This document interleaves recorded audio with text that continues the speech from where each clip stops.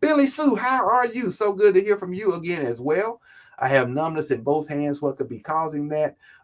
Could be carpal tunnel syndrome. Could also be, and more than likely is, the posture in which you're sleeping, your neck. When you There are 5 nerves that come out of your neck called the brachial plexus.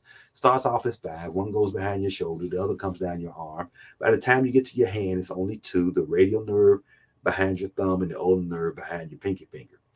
The ulnar nerve controls these two fingers, the fourth and the fifth digit. The medial nerve controls the other 3. So your middle finger, your index finger, and your thumb are the radial nerve. Both of these go through the center of your wrist in an area called the carpal tunnel. That area can be compromised by weight gain, fat, your hand swelling, or whatever, and it swells up, impacts the nerve as it's coming through that tunnel and causes you to have numbness in your hands. So that can be evaluated in a variety of different ways, but you can go to your primary care doctor and they can make the diagnosis. You can go to a neurologist and there's some sophisticated electronic testing that you can have.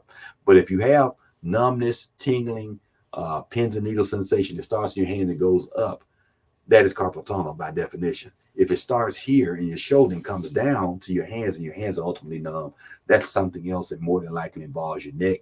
And I'm finding a lot of patients now with a condition called cervical stenosis. That's where the tunnel in your neck is too thin and it's pressing on your spinal cord. The spinal cord should be free floating inside of your neck bone. And if it's being touched by anything, you can have those symptoms as well. So that will require neurological evaluation. A simple thing you can do is get you some wrist splints that are put on like gloves that come up about midway. They have Velcro straps and they have a metal spoon. You want the one with the metal spoon that will hold your wrist at this angle, which is about 15 to 30 degrees up, which opens up maximally the carpal tunnel.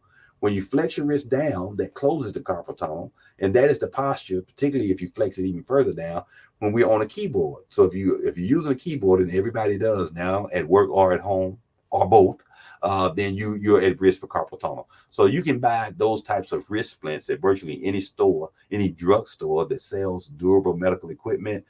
Readily available on Amazon and places like that. You can just order wrist splints. Just get the same size as you would a glove, small, medium, or large. Put them on, wear them, see how that affects you. And also, the condition is one of inflammation.